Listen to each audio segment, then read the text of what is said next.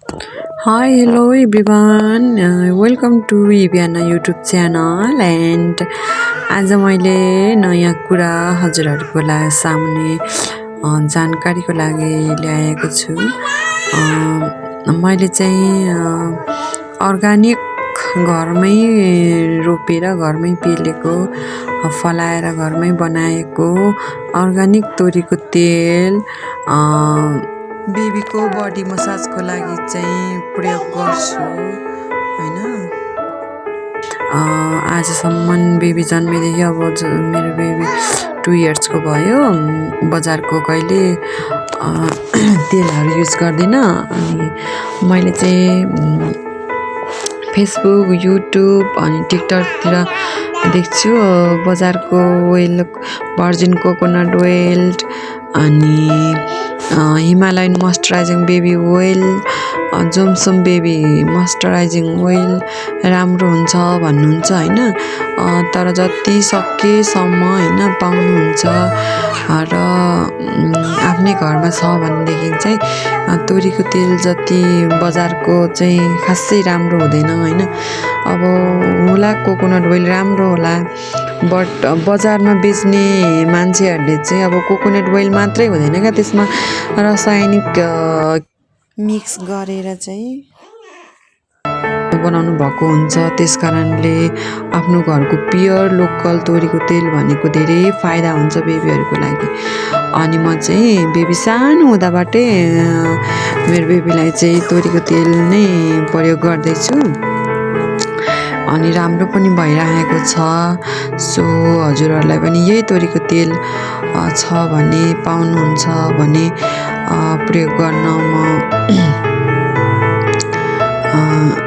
सल्लाह दिन्छु।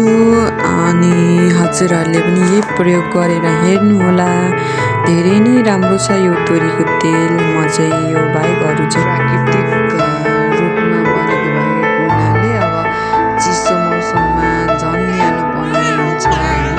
यो तोरीको तेलले बेबीलाई चिसो झट्ट लाग्ने हुँदैन। तोरीको तेल प्रयोग गर्यो भने अनि रगत सर्कुलेसन राम्रो बनाउँछ बेबीको हैन। अनि त्यहाँबाट अनि यो तोरीको तेलले मसाज गर्दा नि बेबीको छाला मुनि रहेको के रगतको प्रभाव बढ्छ। अनि यो तोरीको तेलले चाहिँ बच्चाको शरीरलाई न्यानो एकदम न्यानो बनाउँछ। न्यानो बनाएर चिसो लाग्नबाट बचाउँछ। अनि यसको मांसपेशीहरूलाई एकदम बलियो बनाउँछ, एकदम स्ट्रङ हुन्छ बेबी। अनि मेरो छोरी चाहिँ तोरीको तेलले मसाज गर्न भनेपछि तोरी तताएर सेकेर ल्याउँछु अनि उसै खुसी हुन्छ। आफै लुगा खोलेर यसरी सुत्छ अनि मसाज गर्दा पनि एकदम खुसी आनन्ददायी मान्छ। मेरो सानो चाहिँ यसरी हजुरहरूले हेर्न सक्नुहुन्छ। अनि अब बेबीहरूलाई नि यसरी मसाज गराउनु पर्छ कि अब किनभने दिनभरि उफ्रेर गलेका हुन्छन्, उफ्रेर हिँडेर दौडेर एकदम गलेको हुन्छ बेबीहरू पनि। अनि यसरी मसाज गर्दा आनन्द लिन्छन्। तोरीको तेलले त्यसमाथि एकदम राम्रो र मजाले मसाज गर्दाखेरि अब चिसोहरू पनि बाट पनि बज्ने हुन्छ। अब त झन् जाडो बढ्दैछ हैन। अनि जाडोको समयमा त यो गर्यो भने यो तोरीको तेल एकदम न्यानो राख्दछ बेबीहरूलाई अनि चिसोबाट धेरै जोगाउँदो रहेछ क्या तोरीको तेल। अनि मैले चाहिँ बेबीलाई तोरीको तेल लाएर अनि त्यसपछि खेल्दा अलिकति चिसो लाग्यो, लुगाहरू लाग्न थाल्यो भनेदेखि चाहिँ मैले तोरीको तेल तताएर छातीमा सेकिदिइहाल्छु। अनि तालुमा विशेष गरी तालु, नाइटो र छातीमा सेकिदिनुपर्छ। अनि त्यस सेकिदिएपछि ठिक भइहाल्छ। नानी चाहिँ म चाहिँ त्यस्तै गर्ने गरेको छु। अनि हेर्न सक्नुहुन्छ मेरो बेबी चाहिँ एकदम खुसी